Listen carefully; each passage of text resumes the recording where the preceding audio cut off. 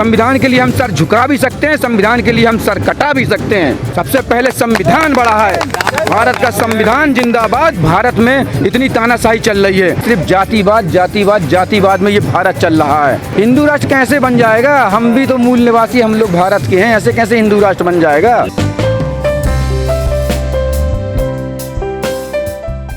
और आज बड़ी खुशी का दिन है हम लोगों के लिए कि आज हम लोग जो है यहाँ पर 7वां स्थापना दिवस मना रहे हैं। सर्व समाज की बात करने वाले बड़े भाई चंद्रशेखर आज़ाद जी, जो कि इन 7 सालों में हमारे भारत भर में नहीं, उनका डंका विदेशों में बजता है, उस खुशी को मनाने के लिए हम लोग यहाँ पे आए हुए हैं। सबसे पहले तो हम आपके चैनल के माध्यम से आप ये जानकारी देना चाहते हैं कि आज हम लोग स्थापना दिवस मना रहे हैं। सवाल ये है कि वोट नहीं मिल पा रही आज़ाद समाज पार्टी, जो आपका पॉलिटिकल विंग है। 27 सीटों का उपचुनाव हुआ था ना आपके यहाँ? जी जी, समाज पार्टी लड़ी थी, नहीं लड़ी है ना? उपचुनाव तो नहीं लड़ चुके उपचुनाव, उसमें कितना वोट मिला आपको? 250-300 तक वोट मिला है, तो कैसे करेंगे? 27 सीटों जो उपचुनाव हुआ था, जब सरकार पलट रही थी जब। सर अभी ये देखिए शुरुआत है, और जहाँ अभी ये वाली बात है कि चंद्रशेखर भाई भी पहला चुनाव हार गए हैं, तो पहला चुनाव हारने के लिए ही होता है। और हम लोग जो है संघर्ष हम लोगों का कभी खाली नहीं जाएगा। और सर्व समाज के लिए जो इस देश में जातिवाद नहीं करेगा, वो इस देश में राज करेगा। ये तो बीजेपी ठीक है, फिर सबका साथ सबका विकास। नहीं, बीजेपी की सर नारा है कि सबका साथ सबका विकास।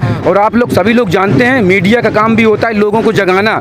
इस भारत में न सबका साथ हुआ है, न सबका विकास हुआ है, सिर्फ जातिवाद हुआ है, जातिवाद हुआ, जातिवाद हुआ है। सबका साथ का मतलब होता है कि हर धर्म को लेके चलना। लेकिन बीजेपी के प्रवक्ता जो हैं, आप देखिए सभी लोग जो हैं उटपटांग बोलते हैं, और भारत में इतनी तानाशाही चल रही है, लेकिन कोई उंगली नहीं उठाता है। ये सबका साथ है।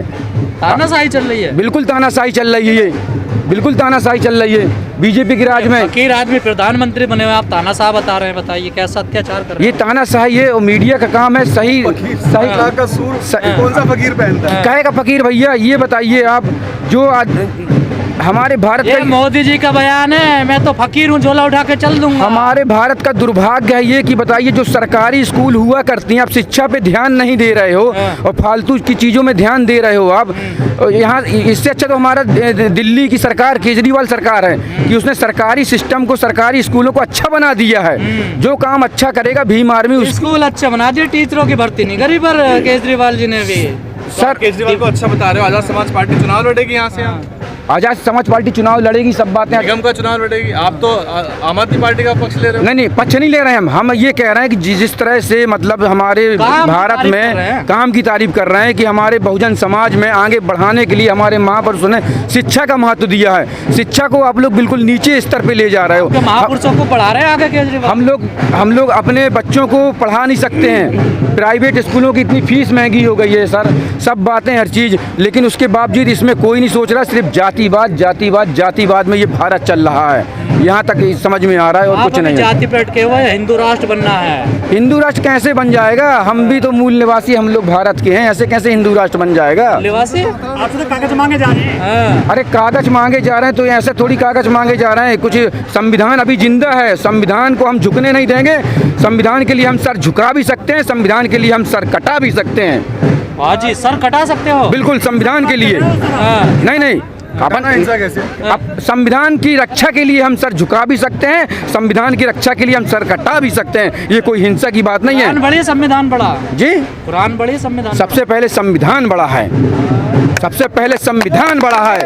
भारत का संविधान जिंदाबाद। और भारत के संविधान बड़ा है क्योंकि हम लोगों को हक अधिकार, जीने का अधिकार उन्हीं ने दिया है। संविधान बड़ा है भारत का। ये तो बड़ा ही उत्सुकता की बात है कि आज बड़ा ही खुशी का पर्व है हमारे लिए, जो आज भीम आर्मी का 7वां स्थापना दिवस, फर्स्ट अधिवेशन है, और हम सब के लिए बड़ी खुशी की बात है। और पार्टी, जैसे कि आपने देखा होगा, एक बच्चा जब चलना सीखता है तो वो बार बार गिरता है, तो अभी हमारी पार्टी अभी सही तरीके से खड़ी नहीं हो पाई है। हालांकि एक हम कोशिश कर रहे हैं, आगे भविष्य में एक बहुत अच्छा उभरता हुआ चेहरा चंद्रशेखर भाई हमारे आएंगे। लेकिन लोग कहते हैं कि जो एएसपी है, आज़ाद समाज पार्टी है, ये बीएसपी को नुकसान करने के लिए बनाई गई है। देखिए, ये बात तो मीडिया बंधु आप भी जानते हैं कि 2007 के बाद बहन जी का जो वोट बैंक है वो गिरता चला गया है। साथ में सरकार बनी थी उनकी। देखिए, साथ में सरकार बनी थी, लेकिन उसी समय उन्होंने एक नारा हुआ करता था, मान्यवर काशीराम साहब ने एक नारा दिया था, बहुजन हिताय बहुजन सुखाय। उस नारे को 2007 में सत्ता बनने के बाद हटा दिया गया। सर्वजन सुखाय सर्वजन हिताय की सरकार होगी, जिसमें मवाली भी उसमें, गुंडे भी उसमें, लुच्चे भी उसमें, अच्छे भी उसमें। आज़ाद समाज पार्टी केवल और केवल बहुजन हिताय बहुजन सुखाय के नीतियों पर काम करेगी और कर भी रही है और आगे आने वाले भविष्य में करेगी। तो क्या बहुजनों के दम पे सरकार बन जाएगी, सत्ता में आ जाएंगे आप? देखिए, अभी हमारे जो भाई थे पार्टी के, उनसे आपने एक सवाल पूछा था। सरकार तो बहुजनों के दम पर ही बनेगी। दरअसल क्या है, हमारे जो कुछ बंधु हैं बहुजन समाज के, वो भटके हुए हैं। भटके हुए कैसे हैं, जैसे कि मैं भी आपको बता दूं, जो ये बुलडोज़र वाला जो कहानी जो चल रही है मसला, तो हर किसी को जैसे मुस्लिम दलितों को मुद्दा बना करके उन्होंने घर पर बुलडोज़र चलवा दिया, इसी तरीके से हमारे बहुजन समाज को डरा रखा है और वो लोग डरे हुए हैं। वो डरे हुए हैं लोग, वो डरे हुए हैं। पता नहीं कब किसी घर पर बुलडोज़र चल जाए, इसलिए बहुजन समाज अभी खुलकर सामना नहीं आ रहा है। लेकिन 2022 के विधानसभा चुनाव में उत्तर प्रदेश में बहुजनों की राजनीति बिल्कुल जीरो हो गई है। देखिए, मेरी नज़रों में जीरो नहीं हुई है। कहीं ना कहीं अंदर अंदर बहुजन समाज भी अपना एक वोट बैंक तैयार कर रहा है, जो कि 2022 में एक उभरता हुआ सितारा चंद्रशेखर भाई बहुत जल्द आपके समक्ष होंगे। वो उभर रहे हैं तो फिर अखिलेश के पास क्यों गए थे 2 सीट मांगने के लिए? देखिए, मैं बीते हुए काल की बात नहीं कर सकता। वो गए थे, बहन जी कहीं ना कहीं मोदी जी का दबाव मानती हैं और बहन जी का जो अपना खुद का पर्सनल अस्तित्व है, बहुजन समाज को उन्होंने बेचने का काम किया है, उसको कैश करने का काम किया है।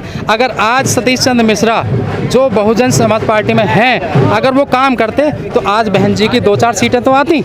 आज पूरे उत्तर प्रदेश के अंदर एक भी सीट नहीं है। उन्होंने तो ब्राह्मण सम्मेलन किए थे बहुत सारे, सब बेवकूफ़ बनाया गया था। वो दबाव में है आज भी बहन जी, मोदी जी के दबाव में है और आगे भी शायद मुझे लगता है कि 2-4 साल भी वो दबाव में रहेंगे। लेकिन उनको तो पार्टी से किनारे कर दिया है। किनारे तो होना पड़ेगा। बहुजन समाज हमारा भोला भाला समाज है, उसको लोग बेवकूफ़ बनाते हैं। और मैं बता दूं, जो लोग जय भीम बोलते हैं वो जय भीम वाले होते नहीं हैं। जो बाबा साहब की तस्वीर को लेकर चलते हैं वो सिर्फ फेस चमकाते हैं या फिर बाबा साहब के नाम पर ज़मीन घेरने का काम करते हैं। जितनी भी अम्बेडकर समितियाँ, वो सब लोग यही काम कर रहे हैं। मेरे हिसाब से समितियाँ नहीं होनी चाहिए। अच्छा, ठीक है, बहुजन समाज वाकई हमारा भोला भाला समाज है। उनको पता है कि डॉक्टर भीमराव अम्बेडकर जी हमारे भगवान है और इस भगवान को हम अपना, जैसे भैया जी ने बोला था, सर कटा सकते हैं, झुका नहीं सकते।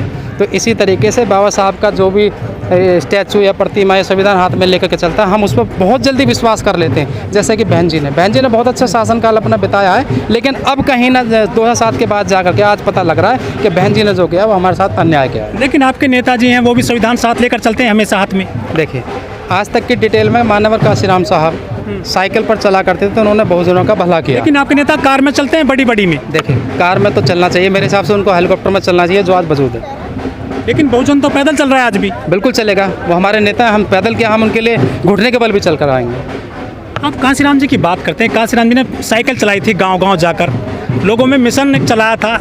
लेकिन आपके नेताजी तो बड़ी बड़ी गाड़ियों में चलते हैं, बड़े बड़े होटलों में प्रेस कॉन्फ्रेंस करते हैं। मान्यवर, जिला गाजियाबाद के अंदर एक साइकिल रैली निकाली थी, जो कुछ समय पहले मान्यवर काशीराम साहब जी ने निकाली थी। वो उन्हीं के आधार पर, उन्हीं के शिष्य हैं, उन्हीं के आधार पर जिला गाजियाबाद के अंदर महासाइकिल रैली निकाली थी चंद्रशेखर भाई ने, और उसका हमें प्रॉफिट बहुत सारा मिला। बहुजन ने हमें, एक मुस्लिम समाज ने, जितने भी दलित शोषित वंचित लोग हैं, उन्होंने सबने बढ़ चढ़ कर हिस्सा लिया और आज हम सफल हो रहे हैं। कहीं ना कहीं 2022 में आपको बहुत बड़ा सितारा बनकर दिखाएंगे। कुछ लोग कह रहे हैं कि बहुजनों का वोट जो है बीजेपी की तरफ जो है सिमट गया है, उधर जा रहा है। देखिए, ये जो सवाल आपने पूछा, बहुत अच्छा सवाल पूछा। मेरा मानना ये है कि बीजेपी की तरफ तो गया नहीं है वोट। कौन कहता है? बहुजनों ने बीजेपी की तरफ गया, बहुजनों ने बीजेपी को वोट नहीं दिया।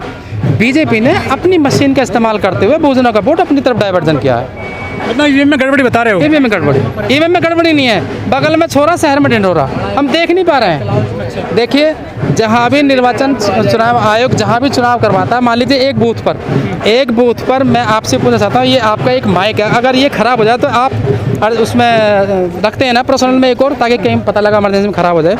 उसी तरीके से जो मशीनें होती हैं, ईवीएम मशीनें, वो 2 हुआ करती हैं। एक रिजर्व, उसमें रिजर्व में रखा करते हैं, उस रिजर्व वाली में ही घोटाला है। उसको चेंज, जो रियल वोट पड़ती है उसको हटा देते हैं और रिजर्व वाली वो चली जाती है, उससे बीजेपी जीत रही है पैसा। लेकिन आपके नेताजी ईवीएम के खिलाफ भी कहीं वो आंदोलन नहीं कर रहे हैं आजकल। देखिए, आंदोलन करने से अभी तक तो मुझे लगता नहीं किसी को कुछ मिला है। हक मांगा नहीं जाता। चंद्रशेखर भाई एक पहली हस्ती ऐसी हुई है और आज उन्होंने हर एक बहुजन समाज को खड़ा किया है।